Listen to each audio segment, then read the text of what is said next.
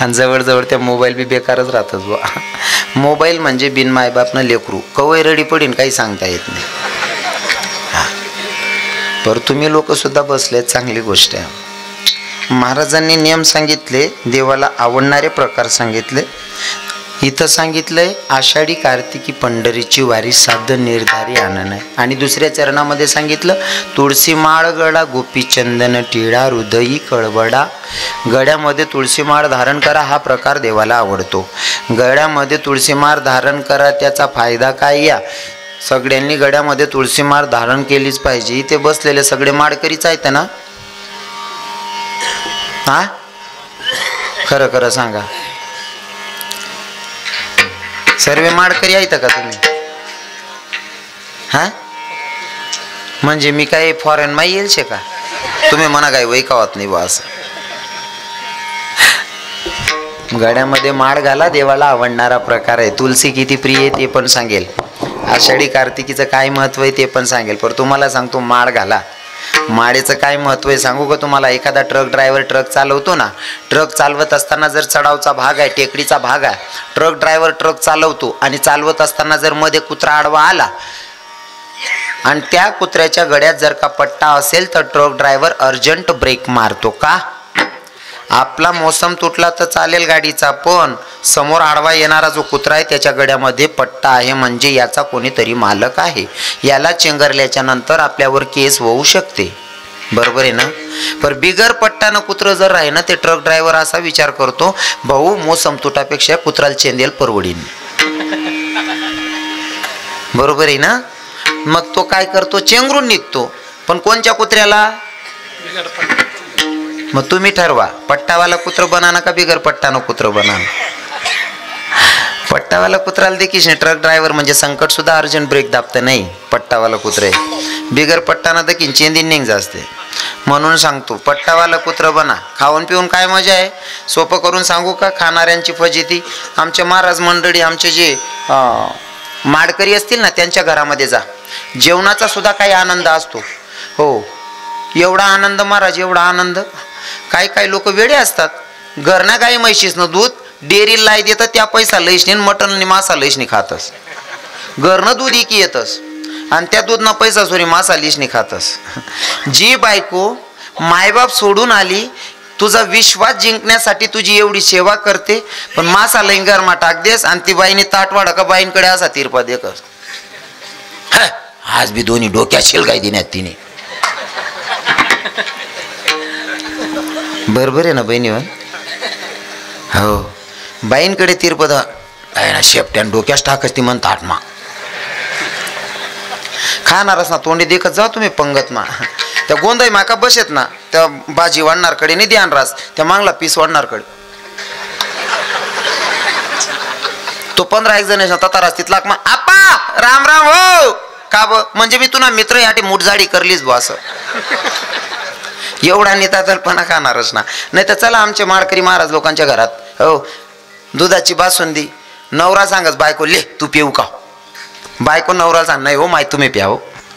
शेकाने आनंद. नाही ते मटन मासावाला, ना बट्टा केशील काय देती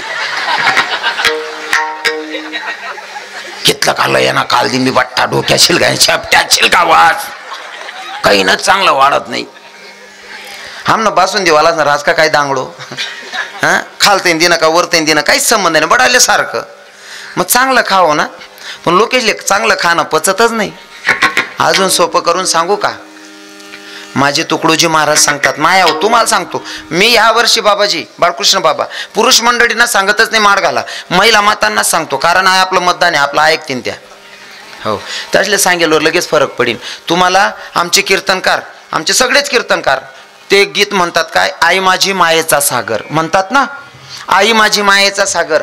आता मला सांगा, मायेचा सागर तुम्हाला म्हणतात, दयेची मूर्ती तुम्हाला म्हणतात. तुमचा मुलगा जर आजारी असला तर रात्रीमध्ये 3 वेळेस उठतात, मायाहून पोराचा ताप चेक करतात, जास्त गरम अंगता नाही ना झालं माझ्या लेकाचं, बरोबर आहे ना? पोरगाना अंग 4 वेळेस चेक करस, माय तू रातभर मा उठीशील. तुझ्या पोराच्या अंगात ताप आहे, तो माय तुला सहन होत नाही, दुसऱ्याचं पिलू कापून खाते, तुला दयेचा सागर कोण म्हणतं? पहिले ते मला तो दयाना सागर म्हणणाले देख नाही. तुमच्या पोराच्या अंगात ताप सहन होत नाही, दुसऱ्याचं पिलू कापून खातात, तुम्हाला दयेचा सागर म्हणता येईल का? पटतं का तुम्हाला? तुमचं पिलू पिलू आहे आणि दुसऱ्याचं हा को या बी बोलता शहाणाश आहेत ना.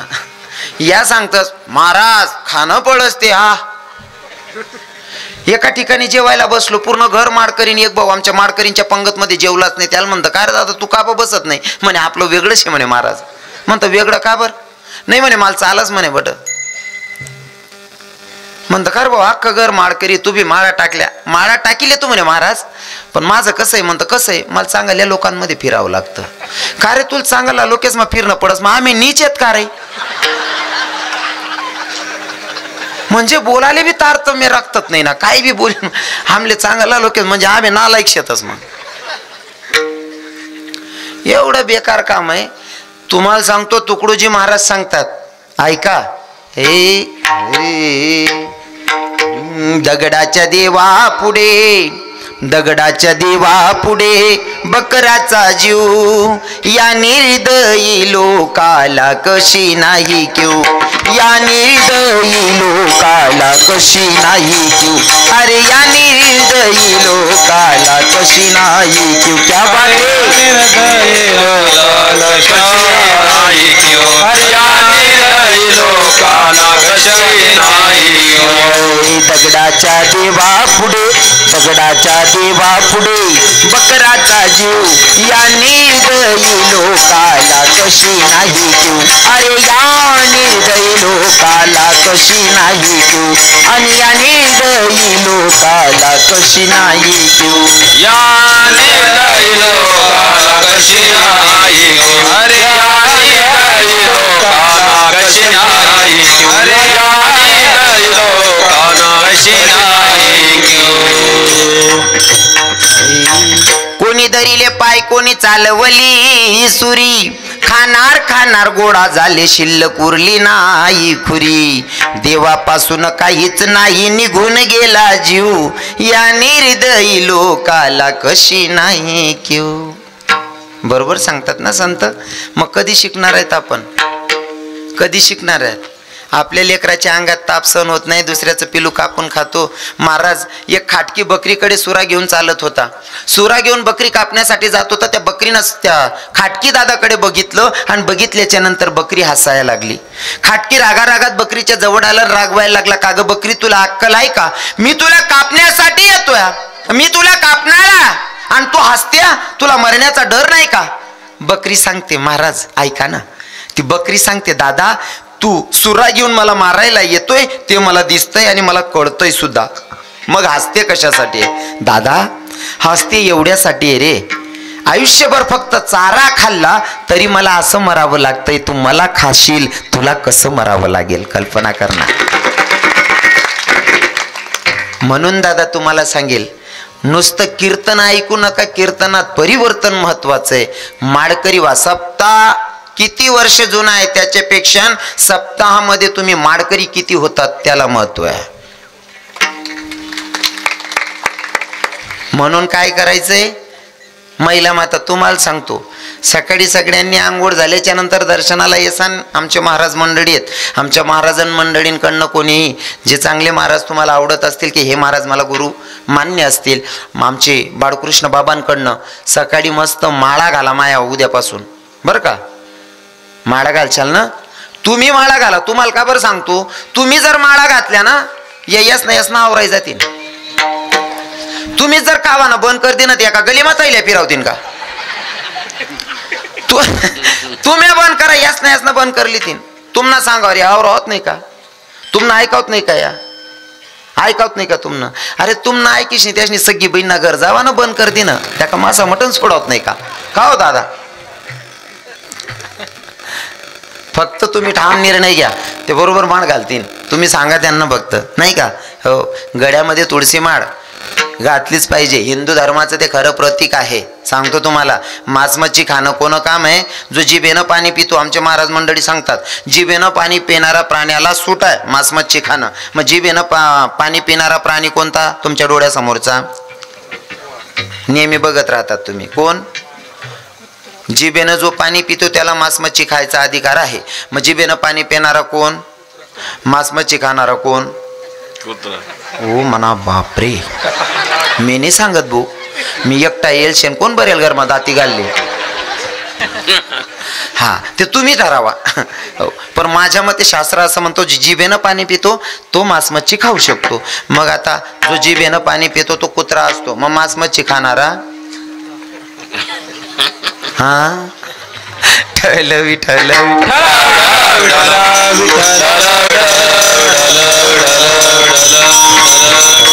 मी पुन्हा पुन्हा तुलसी मालावर काय इतकं बोलतोय? तुलसी देवाला किती प्रिय, देवा प्रिय आवडे तुलसी भोका त्याची प्रीतिकारी भोळ्या भाविका नामपद पंकज पादुका श्रीमंत की वंदित से.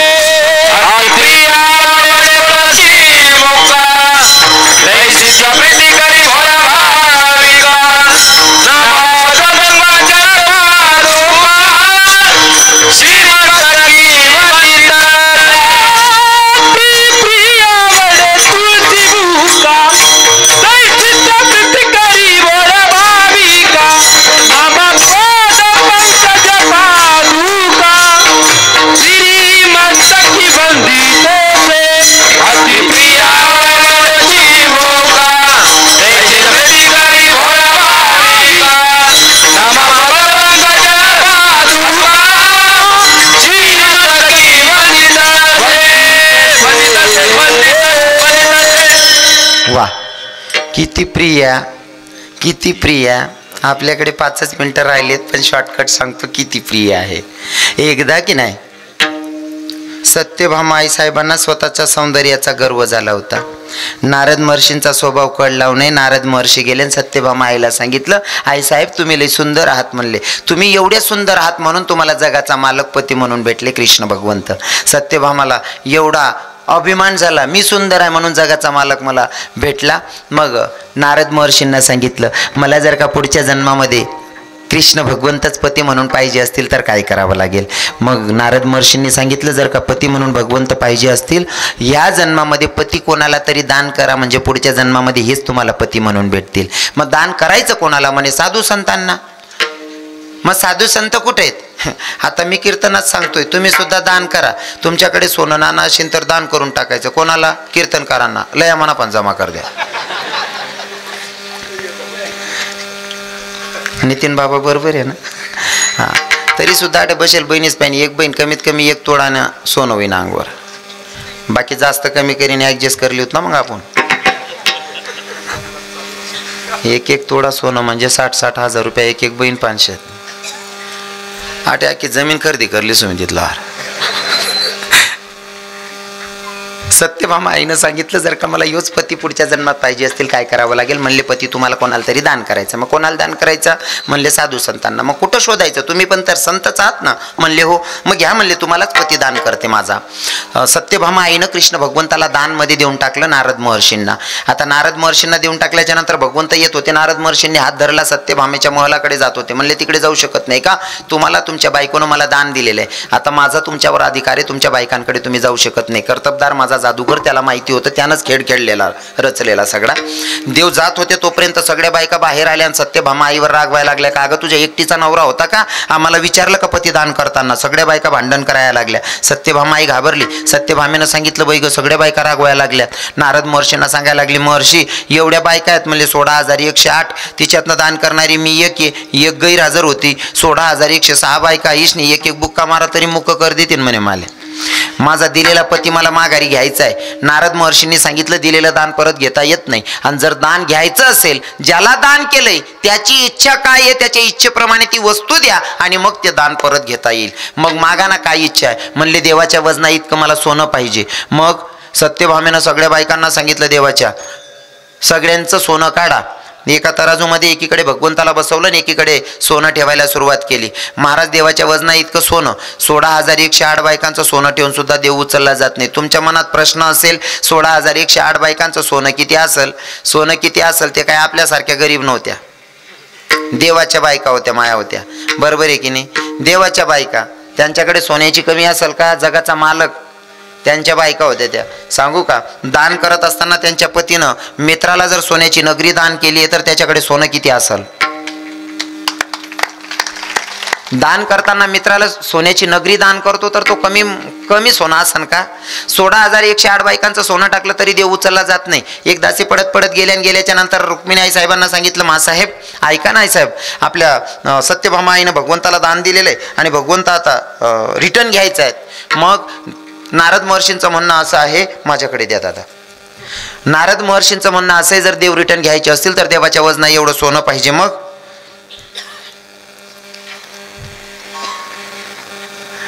देवाच्या वजना एवढं सोनं पाहिजे. म्हणलं ठीक आहे. मग 16,108 बायकांचं सोनं टाकलं तरी देव उचलला जात नाही. 16,108 बायकांचं सोनं टाकल्याच्या नंतर देव उचलला जात नाही. रुक्मिणी आई साहेब तुलसीवनात बसल्या होत्या. तुलसीवनातून एक तुलसीपत्र घेतलं, सगळं सोनं बाजूला सारलं आणि तिथं फक्त एक तुलसीपत्र ठेवलं आणि एका तुलसीपत्रानं माझा जगाचा मालक उचलला गेला. किती प्रिय महाराज, देवाच्या वजना एवढं सोनं ठेवल्याच्या नंतर उचलला जात नाही, पण एका तुलसीपत्रावर उचलला जातो. म्हणजे किती प्रिय आहे देवाला तुळस. आणि ती तुळशी माळ तुम्हाला धारण करायची आहे, नाही का? साधकांनी सांगितलं, ठीक आहे महाराज, आम्ही रात्रंदिवस नामचिंतन करू, आम्ही तुळशी माळ धारण करू, आम्ही आषाढी कार्तिकीची वारी करू. मग हे देवाला आवडेल का? नाथबाबा म्हणतात, देवाला आवडेल नाही. एवढे नियमाचं जर पालन केलं तर तुम्ही देवाच्या जागी पूजण्याच्या योग्य होशाल, असं महाराज अभंग लोकांचं. पण यांना काय माहिती का, असं जाडा फुलार देख का मन छातीमा धडकात बस. कारण आहे ना, असा फुलारमा बाम घालीन राजू गांधील माट टाकेले तवशने म्हणे हिंमतच सुटी जायला. असा मोठा फुलार का दिक ना का, मी पटकन काढल्याने विनय करीन गा, या मग गाल ग त्याच ना देवी बुवा.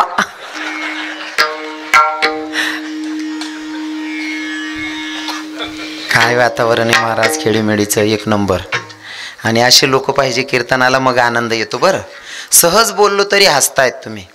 तुमचा चेहरा बघून कीर्तनकार कीर्तन करतो बरं का, कायम लक्षात ठेवायचं. कीर्तनकार तुमचा चेहरा बघून कीर्तन करतो. जीवन जगत असताना नेहमी हसत खेळत राहायचं. हो, कारण मी लहानपणी कीर्तनात टाळ घेऊन उभा राहायचो ना, आमच्याकडचे एक विनोदी कीर्तनकार आहेत, त्याला विनोद करायचे, मी हसायचो. ते महाराज माझ्याकडे बघून नेहमी एक वाक्य बोलायचं, रवी किरण नेहमी हसत राहतो बाळा. आणि तुला सांगू का, हसतो त्याला रोग नसतो. माणसानं हसत राहावं. तुम्ही हाशी राहणार, मला असं वाटाय ना, आपण 5-10 मिनटं बोलू बा. नाही तर काही लोक तोंडाकडे असा देखतात, त्या कीर्तन ऐकायला येलेत का कीर्तनकारना दारवर येले ते समजत नाही. पण तुम्ही सर्व लोक इथला भारी शेतच, मला असं वाटतं ना, आपण 5-10 मिनटं बोलले हो. हो, आणि हसत खेळत राहायचं माणसानं. मला सवय आहे. मला जर नवीन व्यक्तीने माझ्याकडे बघितलं ना, नितीन बाबांनी 8 दिवस बघितलं मला जर एखाद्या माणसानं बघितलं, मला पक्क समजून जातं की याने आपल्या यूट्यूबला बघितलेलं आहे, म्हणजे आपल्याला ओळखतोय हा माणूस. मग त्या माणसानं माझ्याकडे बघितल्याच्या नंतर मी लगेच स्माईल देतो.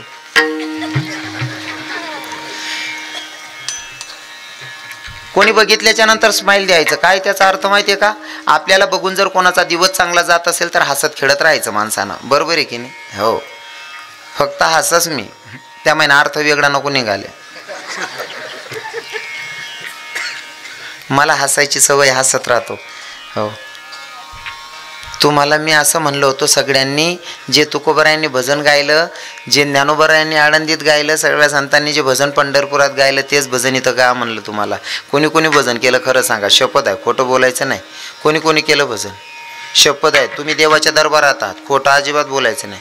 खरं भजन गायलं त्यांनी वर बोट करा, शपथ आहे, माझं सर्वांवर लक्ष आहे, खोटं अजिबात बोलू नका. जर तुम्हाला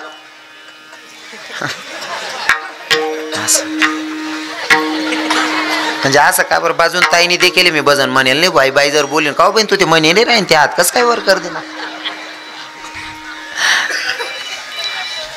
देवाचं भजन म्हणायचं ना, कंटाळा नाही करायचा. भजन असं झालं पाहिजे. हो, आजूबाजूच्या खेड्यावाल्यांना कळलं पाहिजे होतं की सप्ताहामध्ये भजन चाललंय म्हणून, एवढं जोरात भजन झालं पाहिजे होतं. आता माझ्या मागं म्हणा, आमच्या महाराजांनी मला ऑर्डर दिलेली एक गवडण म्हणायची, ती गवडण पण सांगून दिलेली मध्ये एक चाल येते, मी ती म्हणणार आहे. पण तत्पूर्वी आता सर्वांना सांगतो, 5 मिनटं घेऊ ना. पण 10 मिनटं म्हणजे पुरा वसूल करशात बस. अर्धा तास म्हणजे चांगला दांडगा दुंडगा यांची राहिली आहे बुवा. ते असं हाव कवय सापडस नाही, काय सापडस. मी कथा केली ना, आज दुपारचं कीर्तन करून तुमच्याकडे येतोय आणि पुढे सुद्धा कीर्तन आहेतच कंटिन्यू. माझे कार्यक्रम माझ्या राधाराणीच्या ज्ञानोबाराय तुकोबारायांच्या आशीर्वादाने कार्यक्रम भरतो. जनमान मोलिना तू राधे राधे बोलिना,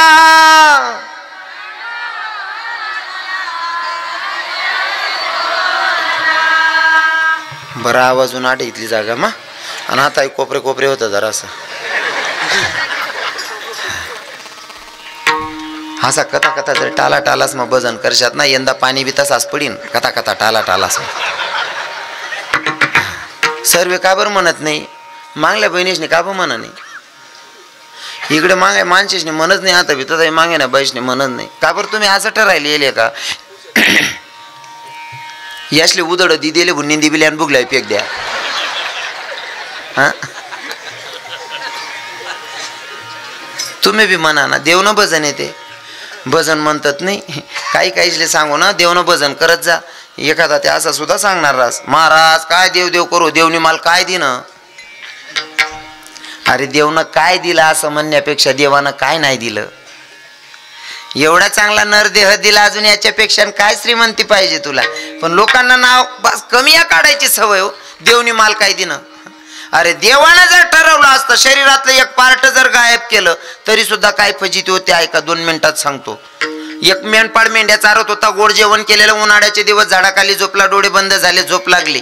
मेंढ्या कुणाक गेल्या त्या मेंढपाळला दिसल्याच नाही. उठल्याच्या नंतर एक शेतकरी आऊ ताकलत होता, त्याच्याकडे गेला. शेतकरी, दादा माझ्या मेंढ्या हरवल्या, मेंढ्या कुणाक गेल्या बघितल्या का. नेमका शेतकरी बहिरा होता, शेतकरीला काय ऐकू गे नाही. शेतकरी त्यानं आऊ ताकली राहता, ते काठी होते ना हातात टिपर, ते बैलेसले मारे, असा मागे हात जाय, पुढे मारे, मागे हात जाय. तो मेंढपाळ बहिरा, शेतकरी बी बहिरा. त्या मेंढपाळल्या असं वाटणं की मागली दिशाला देखाड राह ना, तो तिकडे देखाल निघ्या मेंढ्या. नेमकं योगायोग असा की त्याला मेंढ्या घावल्या. मेंढ्या सापडल्या, पर मेंढपाळच्या लक्षात आलं शेतकरीनं दिशा दाखवली म्हणून मेंढ्या सापडल्या. म्हणून शेतकरीला मेंढी बक्षीस द्यायची. आणि दान करताना माणूस चांगलं दान करतो का. आम्ही कथा करतो ना, सप्तधान्य लयाला लाव ना, बरोबर 3 वरी जुनी दायला यस मन माय. हा आलोया पडेल, बुंग लागेल. नोटा सुद्धा महाराज असले काही काही जास्त नोटा राहिलेत का जुन्या जुन्या काढीच नाही देतच लोक, फाटेल फुटेल बट्या गोया करून देतात. दान करताना चांगलं करतच नाही. आता मेंढपाळला वाटलं शेतकरीमुळे मेंढ्या घावल्या, शेतकरीला मेंढी बक्षीस. पण कोणती, पाय मुडेल मेंढी. मेंढपाळनं मेंढी झाली पाय मुडलेली. शेतकरी दादाकडे आला, म्हणे शेतकरी दादा मी झोपलो, माझ्या मेंढ्या हरवल्या, पण तू दिशा दाखवली, तुझ्यामुळे मेंढ्या घावल्या, तुमच्यामुळे मेंढ्या सापडल्या, मेंढी बक्षीस. शेतकरी मेंढीकडे देखा म्हणे, मी मन आव टाकले राहणं, तू मेंढी ना पाय मी कसाल मोडू म्हणे, कारण दोन्ही बैरा. हाव म्हणे मेंढी बक्षीस, तो म्हणे तू मेंढी ना पाय मी मोडेल नाही. दोघांचा दांगडो. एक घोडेस्वार जात होता, म्हणे का रे काय झालं. मेंढपाळ म्हणतो माझे डोळे लागले, मी झोपलो होतो, माझ्या मेंढ्या हरवल्या, पण शेतकरी दादामुळे मेंढ्या घावल्या, शेतकरीला मेंढी बक्षीस. शेतकरी म्हणे मी माझा आव ताकलतो, याव भाऊ सांगतो म्हण मेंढी ना पाय तू मोडा. घोडेस्वार म्हणे का रे म्हणा इकत ना घोडा, तुम्ही दोन्ही चोरी ना म्हण राय ना, तो बी बैरा. आता तिघ बैरे, यांचा न्याय कोण करणार आहे. हा म्हणतो मेंढी बक्षीस, तो म्हणे मग तू मेंढी ना पाय मी मोडेल नाही. आव म्हणे म्हणा इकत ना घोडा, तुम्ही चोरी ना म्हण ना. 3 जणे म्हणे आता असं करा, गावना पोलीस पाटीलकडे चाला, तो न्याय करीन. आता गावच्या पोलीस पाटलाकडे गेले आणि पोलीस पाटलाच्या 2 बायका तवय होत्यात, बेटी जायत तवय. हा पहिले बेटी जायत म्हणे 2 बायका. पहिला म्हातारास ना, इथलं वजन होतं ना, आज बी आहेत काही काही म्हातारास ना 2-2 बायका तवय बेटी जायत. एक म्हातारा 2-2 बायका करे, आपली 35-35 ना वय होती, एक बेटी राहिनी नाही, दुसरी ना कवय नंबर. तवय नेमका असं होतं, पोरी जास्त आणि पोरं कमी होते. पोरी जास्त होते आणि पोरं कमी होते म्हणून तव आहे ना, इथलं बेकार वातावरण होतं ना. सासून पुढे जर सुनबाई एक बी शब्द बोले ना, तरी सासू सांगे ए वाजा नको वाजू, नाही ते मन आंडोरले दुसरी करलयसू. बरोबर आहे ना आजी माय, जास्त वाजा नको वाजू, नाही ते मन आंडोरले दुसरी करलयसू. आता सासू वासनं ते शिट्ट्या फुकानच बंद होई गे. कुवाराला भेटत नाही, अर्धा ना कवय नंबर लागेल. हां ते जर सांगायचं म्हणलं स्वतःहून आपणच सत्यानाश केलाय. पोटातल्या पोटात पुरी मारल्या म्हणून आपल्याच पोरांना बायका भेटत नाही, असा सत्यानाश आपण करून ठेवलाय. जाऊ द्या. आता काय सांगत होतो, 3 लोक गेले नाही ते जाऊ देत नाही, बैराच ना पुरं करसू ना. तिघ लोक पोलीस पाटलाकडे गेले. पोलीस पाटलाच्या दोघं बायकांसोबत भांडण झालेलं, दोघांना मारून झोडून घराच्या बाहेर करून दिलेलं, दरवाजा बंद करून खुर्ची टाकून घरात बसलेला पोलीस पाटील. दोघं बायकांना घराच्या बाहेर केलेलं, दरवाजा बंद करून घरात पोलीस पाटील बसलेला. तिघ लोक गेले, दरवाजा टोठावला. पोलीस पाटील साहेब, का हो पाटील बाहेर या. म्हणे काय. मेंढपाळ म्हणतो माझ्या मेंढ्या हरवल्या होत्या, या माणसामुळे मेंढ्या गावल्या म्हणून मेंढी बक्षीस. शेतकरी म्हणे मी माझा आऊत हाकलो तो हाव भाऊ सांगतो म्हणून मेंढी ना पाय तू मोडा. घोडेस्वार म्हणे म्हणा इकत ना घोडा, या दोन्ही चोरी ना म्हण राहणार. पोलीस पाटील म्हणे तुम्ही 3 नाही रे, अख्खा गावना लोके बी लई उन्हात तर तिसले गरमाल येणार नाही म्हणे मी. पोलीस पाटील बी बैरा. मला सांगा, शरीरातलं जर एक पार्ट नाही या तरी जीवनाची एवढी फजिती या, मग देवानं तुम्हाला काय कमी केलंय. म्हणून काय करायचं, अंतकरणापासून देवाची भक्ती करायची ना. हो, पण इथं भक्ती करायला सांगितली ना, कोणी करत नाही. आणि खास करून या महिला मातांना सांगतो, माया हो तुम्ही एवढे देव करतात ना, हो पण ते अंतकरणापासून करत जा. नुसतं पिछे से यावर आगे धकाई नका करत जाऊ. मी तरी ना यांचा परमार्थाच्या बारामध्ये दाद देतो बाबाजी. हो बाळकृष्ण बाबा, परमार्थ करण्यामध्ये महिला मातांचा नंबर 1 आहे. एवढ्या जंगलात मंदिर आहे तरी पण महिला मातांची संख्या बघा ना किती माया आलेल्या आहेत कीर्तनाला. यांचा परमार्थ लय जोरात आहे. अजून सांगू का यांचा परमार्थ, मी तर त्या मिश्रा महाराजांचे पाय धुवून प्यावं वाटतं मला, प्रदीप मिश्रा महाराजांचा. हो, त्या माणसामुळे गावेगावना महादेव जागे वैग्यात. नाही तर लग्न झाल्याच्या नंतर बाईला 10 वर्ष माहीत पडायचं नाही आमच्या गावाचा महादेवाचं मंदिर कोणत्या कोपऱ्याला आहे. आणि आता गावातल्या गावात 2 तास नंबर लागत नाही, एवढी भक्ती चालू आहे. खरं आहे का नाही. पण बहिणी हो तुमच्या पाया पडतो. एक दिवस महादेव माझ्या स्वप्नात येऊन सांगून गेले म्हणे, रविकिरण महाराज या बहिणीसले समजाड दे रे भाऊ म्हणे. म्हणता काय, या कवडी बिरातली उठाट देतीस म्हणे मला. ब्रह्ममुहूर्तावरच देव जागे करत जाओ म्हणे मायास्वन. शेतात चर्चा चालू होती 2 मावशींची. एक म्हणे काय बहीण पायटे काय दिकणी नाही म्हणे तू. हा म्हणे ताई ते काय जाय म्हणे. काय मी पायटा माझ म्हणे 3 वाजाले कोरा महादेव सापडायले ना म्हणे. आई बहिणी पायटे 3 वाजाल कोरा महादेव दवाना सांगा. आई बहीण दुसरा दिनले 2 वाजाने धुई होणे कोरा महादेव. असं करता करता पुढे का म्हणून संध्याकाळ ना जेवणे करीन डायरेक्ट महादेव दवाला जातीन. थोडं कंट्रोल करा बहिणीहून, परमार्थ करा पण थोडा कंट्रोल. जरा जास्त होत आहे ते. हां, ब्रह्ममुहूर्तानंतर महादेवाला धुवायचा. हां, जास्त कोरा महादेव धुवान काय गरज नाही. कसा बी धुया तरी देव धुवावंच. तुमचे भाव बदला. कारण आहे ना, तुम्ही दूध चढवत असताना गाईचं दूध धुतात आणि सांगतात मी एकाही ग्राहकाला न देता चोख्खं दूध देवाला चढवतोय, ज्याला कोणी स्पर्श केलेला नाही असं दूध चढवतोय, असं तुमचे भाव असतात. पण सांगू का, गायला वासरू लागल्याशिवाय दूध तुम्ही धुत नाही, दूध उष्टच असतं. देवाला चढवायचं असेल तर तो आपला खरा भाव चढवा. अजून सांगू का, शेतातून फूल तोडून आणतात, तुमच्या दारात फूल असतात, फूल तोडतात देवाला चढवतात आणि आम्हाला सांगताना महाराज आपण असं करतो ना, रोज सकाळी देवाला फूल चढवतो ना, कोणाचा हात नाही लागत तोपर्यंत फूल चढवतो. दादा तुझे हात लागायच्या अगोदर त्याला भोवरानं चुसलेलं असतं त्या फुलाला, त्यानं अगोदर उष्ट करून ठेवलेलं आहे. जे तुम्हाला पवित्र चढवायचं असेल तर ते तुमचं मन आहे आणि ते त्याला अर्पण करा, म्हणजे तो खुश होईल. तुमचं अंतकरण शुद्ध ठेवा. गंगा नहाने हरिद्वार काशी गया, गंगा नहाते ही मन में ख्याल आया, तन को धोया मगर मन को धोया नहीं, फिर गंगा नहाने से क्या फायदा. बरोबर आहे ना. गंगा स्नान करण्याच्या वेळेस फक्त तन धुतलं जातं आणि धुवायचं खरं तर आपल्या मनाला आहे. पण आपण मन धुत नाही, तन धुत बसतो. तन धुतल्यानं काहीच होत नाही, मन धुतलं गेलं पाहिजे नाही का. म्हणून सांगतो अंतकरणापासून देवाची भक्ती करायची, नामचिंतन करायचं.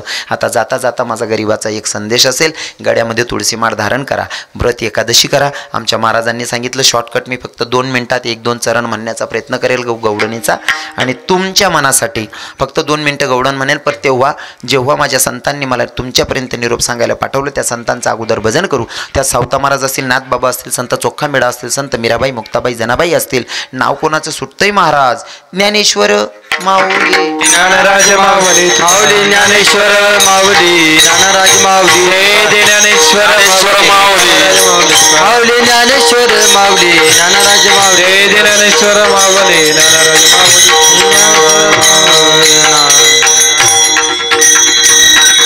कृष्ण भगवंत गोकुळ सोडून मथुरेत जात होते. ऐका, कृष्ण भगवंत गोकुळ सोडून मथुरेत जात होते. मथुरेत जात असताना नंदबाबांना भेटले गेले, यशोदा मैयाला भेटले गेलं, सगळ्या गोपिकांना भेटले गेलं. राधाराणीच्या जवळ गेले. राधाराणीला सांगितलं, राधा अब मुझे जाना पडेगा.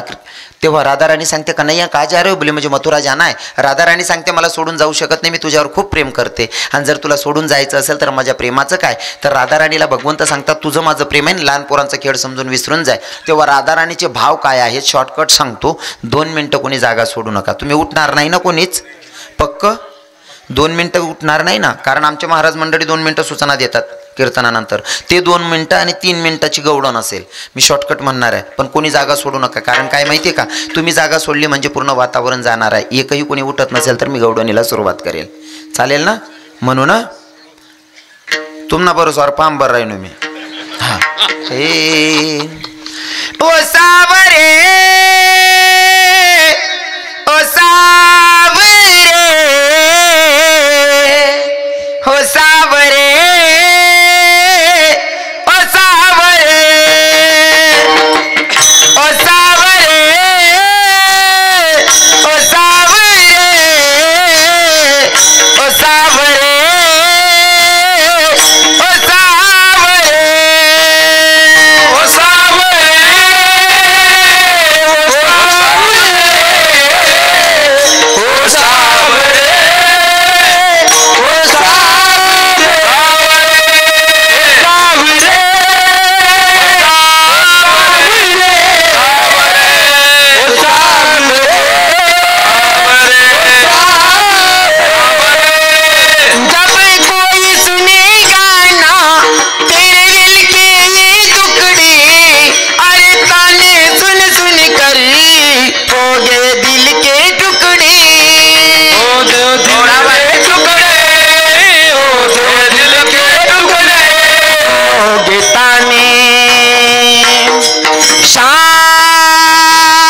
सुनोगे ताने तो ये जानोगे कि कैसा प्यार है मेरा ओ सावरे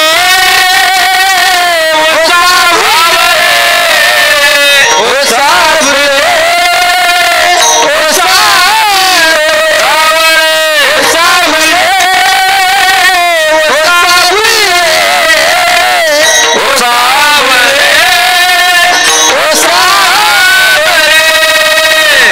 ओ राधाराणी मागणी मागते शेवटच्या कडव्यामध्ये. ऐका.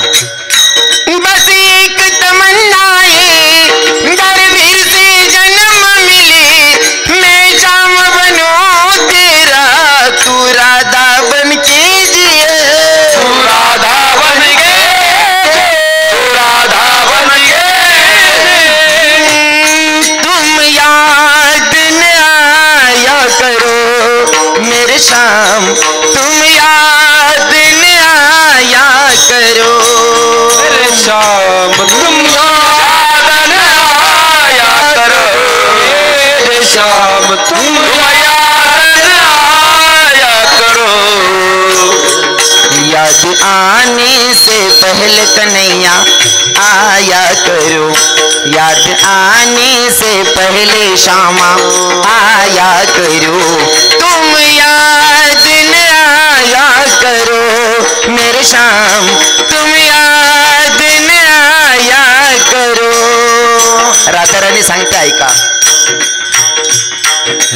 याद तेरी आएगी याद तेरी आएगी मुझको बड़ा सताएगी जिद ये झूठी तेरी मेरी जान लेके जाएगी याद तेरी आएगी मुझको बड़ा सताएगी बना के क्यों बिगाड़ा रे बना के क्यों बिगाड़ा रे बिगाड़ा रे नसीबा श्यामा मेरे कन्हैया मेरे श्यामा मेरे कन्हैया मेरे बस एक तमन्ना है दरवीर से जन्म मिले मैं श्याम बनूं तेरा तू राधा बन के जिए राधा बन के जिए राधा बन के राधा तो ये जानोगे बनोगे राधा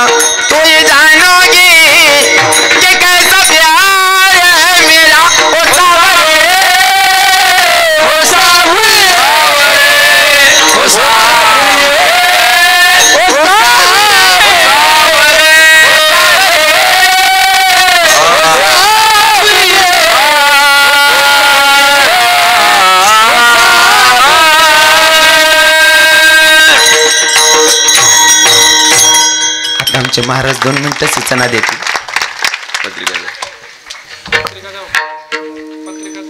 भगवान बेलेश्वराच्या कृपेने संपन्न होत असलेला अखंड सप्ताह आगळ्या आणि वेगळ्या स्वरूपामध्ये भव्य दिव्य प्रमाणामध्ये यावर्षी चालू असलेले हे भव्य दिव्य नियोजन आणि आजच्या 6व्या दिवसाची कीर्तन सेवा महाराष्ट्रातील नामांकित कीर्तनकार